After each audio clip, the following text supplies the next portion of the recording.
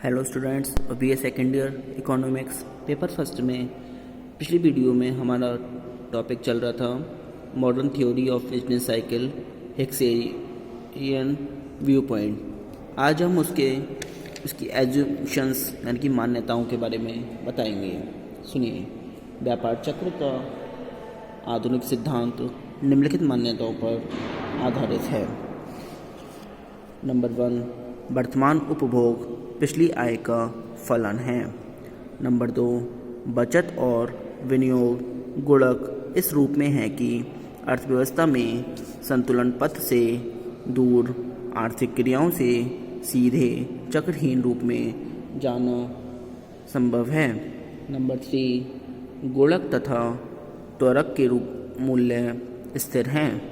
Number 4, अर्थव्यवस्था प्रगतिशील है जिसमें स्वायत्त विनियोग स्थिर दर से इस तरह बढ़ता है ताकि अर्थव्यवस्था गतिमान संतुलन की स्थिति में बनी रहे।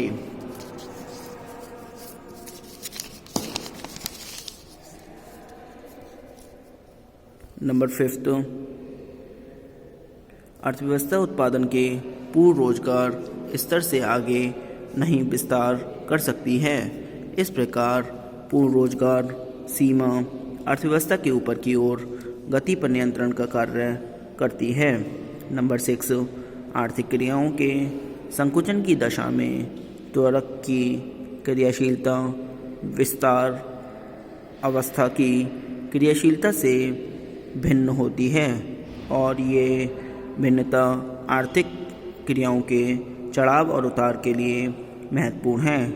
नंबर 7, चूँकि यह मान लिया गया है कि उपभोग तथा प्रेरित विनियोजन समयांतर के साथ कार्य करते हैं, इसलिए गुणक तथा त्वरक के बीच संबंध समयांतर ढंग पर ग्रहण किया जाता है। औसत पूंजी उत्पाद अनुपात इकाई से अधिक माना गया है। नंबर 9, उत्पादन और आय को सदैव वास्तविक रूप में ही किया गया है। आगे देखिए,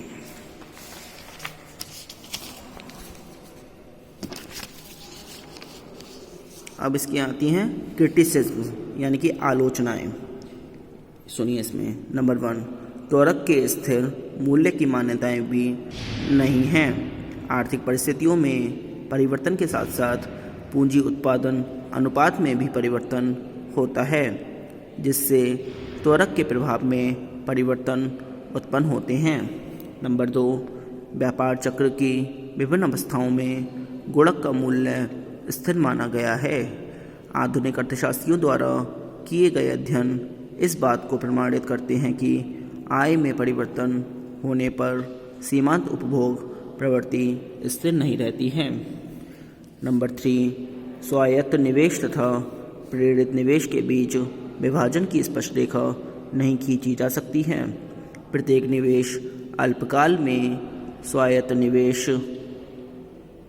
ही होता है जबकि दीर्घकाल में स्वायत्त निवेश भी आय प्राप्त करने की आशा से किया जाता है तथा ब्याज दर से प्रभावित होने के कारण उसे प्रेरित निवेश कहा जाना चाहिए। नंबर 4, हिक्स का सिद्धांत अत्यधिक गणितीय तथा यांत्रिक है, परंतु वास्तविक अर्थव्यवस्थाओं में परिवर्तन इतने यांत्रिक नहीं पाए जाते हैं। यह सिद्धांत मनोवैज्ञानिक तत्वों की अवहेलना करता है। नंबर 5, यह सिद्धांत व्यापारिक चक्र की शक्तियों को आर्थिक विभाग की शक्तियों के साथ पूर्ण रूप से समावेश करने में असफल रहा है। यह इस सिद्धांत की उच्चतम सीमा कैसे मोड़ उत्पन्न करती है, इस तथ्य पर भी अनेक अर्थशास्त्रियों ने संदेह व्यक्त किया है। साधनों की सीमितता उत्पादन वृद्धि को रोक तो सकती है, परंतु यह उतार कैसे उत्पन्न करती है, समझ से बाहर है। हिक्स ने अर्थव्यवस्था के लिए एक तल यानी फ्लोर लाइन की कल्पना की है तथा निचले मोड़ बिंदुओं की चर्चा की है। हैरोल्ड ने इस पर संदेह प्रकट किया है कि मंदी के तल पर स्वायत्त निवेश बढ़ेगा। व्यावहारिक अनुभव तो यह रहा है कि मंदी स्वायत्त निवेश घटाती है। अब आता है इम्पोर्टेंस ऑफ हिक्सियन थ्योरी, यानी कि हिक्स के सिद्धांत का महत्व। इसमें सुनिए।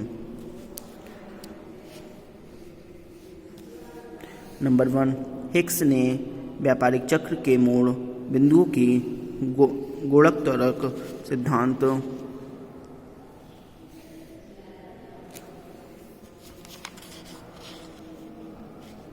द्वारा संतोषजनक व्याख्या की है।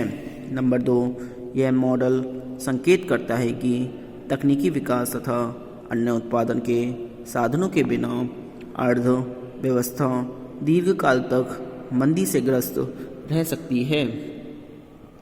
नंबर 3, इतना ही नहीं, हिक्स के सिद्धांत ने व्यापारिक चक्र सिद्धांत को आर्थिक विकास के साथ जोड़कर इसको और भी महत्वपूर्ण बना दिया है।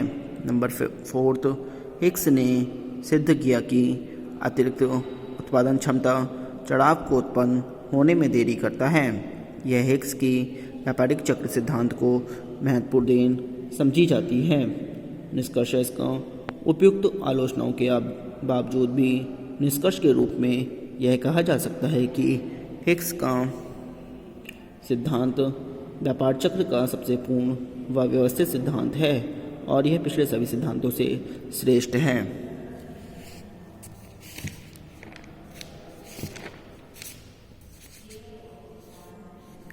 आगे देखिए।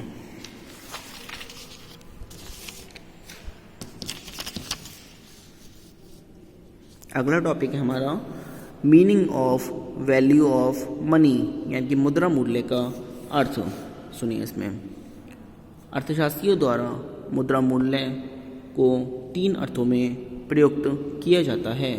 नंबर 1, मुद्रा मूल्य का आशय ब्याज दर से लगाया जाता है। नंबर 2, मुद्रा मूल्य से अभिप्राय उसकी विनिमय दर से है। 3, मुद्रा का मूल्य उसकी क्रय शक्ति से है। हमें अपनी दृष्टि से तीसरे अर्थ में ही मुद्रा का मूल्य व्यक्त करना है। जिस प्रकार हम वस्तुओं और सेवाओं का मूल्य द्रव्य या मुद्रा में व्यक्त करते हैं, ठीक उसी प्रकार मुद्रा का मूल्य वस्तुओं और सेवाओं की वह मात्रा है जो मुद्रा की एक इकाई के बदले में प्राप्त होती है। इस प्रकार मुद्रा के मूल्य का अभिप्राय मुद्रा की क्रय शक्ति से है, अर्थात मुद्रा की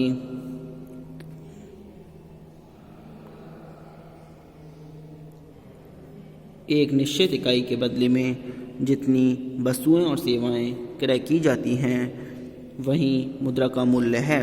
इसे उपभोग मूल्य यानी कंजम्पशन वैल्यू भी कहते हैं। इसकी डेफिनेशन सबसे पहले क्राउथर के according the value of money is what it will buy, यानी कि मुद्रा के मूल्य से अभिप्राय उसकी क्रय शक्ति से होता है।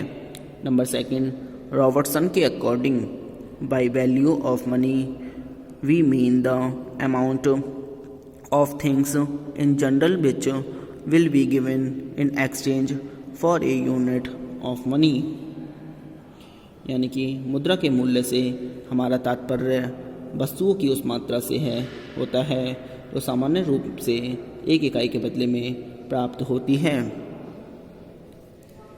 अब आती है इसकी quantity theory of money, the transaction approach Fisher bracket में, यानी कि मुद्रा का परिमाण सिद्धांत व्यावसायिक दृष्टिकोण फिशर। सुनिए। इसमें यद्यपि मुद्रा परिमाण सिद्धांत के बारे में डेविड ह्यूम, एडम स्मिथ, रिकार्डो, जे.एस. मिल आदि अर्थशास्त्रियों ने अपने विचारों को व्यक्त किया है, लेकिन प्रोफेसर फिशर ने इस सिद्धांत को लोकप्रिय बनाया है। वर्तमान में मिल्टन फ्रीडमैन ने, जिन्हें सन 1976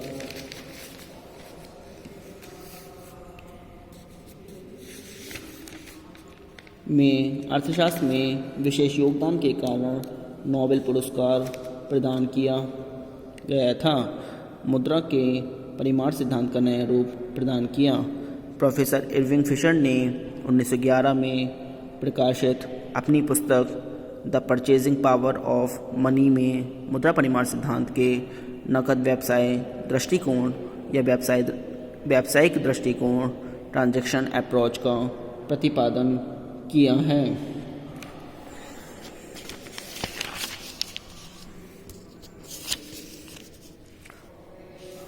अब आता है डेफिनेशन एंड एक्सप्लेनेशन, यानी परिभाषाएं और व्याख्याएं। इसमें फर्स्ट इरविंग फिशर के अकॉर्डिंग डेफिनेशन है, सुनिए। The quantity theory of money states that other things remaining unchanged as the quantity of money in circulation increases, the price level increases in direct proportion and the value of money decreases and vice versa। यानी कि मुद्रा के परिमाण सिद्धांत के अनुसार अन्य बातें स्थिर रहने पर जब चलन में मुद्रा का परिमाण बढ़ता है तो कीमत स्तर भी प्रत्यक्ष अनुपात में बढ़ता है तथा मुद्रा का मूल्य कम हो जाता है। उपयुक्त परिभाषा से मुद्रा के परिमाण सिद्धांत में निम्नलिखित बातें स्पष्ट होती हैं। नंबर 1, मुद्रा के परिमाण तथा सामान्य कीमत स्तर में प्रत्यक्ष आनुपातिक संबंध होता है। नंबर 2, मुद्रा के परिमाण तथा मात्रा तथा मुद्रा के मूल्य में विपरीत समानुपातिक संबंध होता है। इस तथ्य को नीचे सारणी में अंकों के द्वारा स्पष्ट किया गया है। सारणी 1, मुद्रा तथा वस्तु का नाम। इसमें जो रखा है स्थिति, ये मुद्रा की मात्रा m, फिर वस्तु एवं सेवाओं की मात्रा t, सामान्य कीमत स्तर p और मुद्रा का मूल्य। ये प्रथम, द्वितीय, तृतीय, इसमें 10, 20, 2 गुना, फिर 5, इसका आधा, 10, 10, 10, m बटे t बराबर 10 बटे 10 बराबर 1, m बटे t हो गया। फिर 20 बटे m बटे t यानी कि 20 बटे 10 बराबर 2, इसमें भी 5 बटे 10 यानी कि 0.5, इसमें 1/p यानी कि इक्वल 1/1, p का मान 1 है, इक्वल टू 1, 1/p यानी कि 2 गुना है, 1/2 इक्वल टू 0.5, आधा, 1/p यानी कि इक्वल टू 1/0.5, ये p निकला है ना, इक्वल टू 2 गुना। सुनिए, इसमें उपयुक्त सारणी से स्पष्ट है कि नंबर फर्स्ट, मुद्रा की मात्रा 2 गुनी हो जाती है तो सामान्य कीमत स्तर भी 2 गुनी हो जाती है, परंतु मुद्रा का मूल्य आधा रह जाता है। नंबर सेकंड, इसके विपरीत जब मुद्रा की मात्रा 10 से घटकर 5 रह जाती है अर्थात आधी हो जाती है तो सामान्य कीमत स्तर भी घटकर आधा हो जाता है, परंतु मुद्रा का मूल्य बढ़कर 2 गुना हो जाता है। आज के लिए इतना ही। Thank you very much.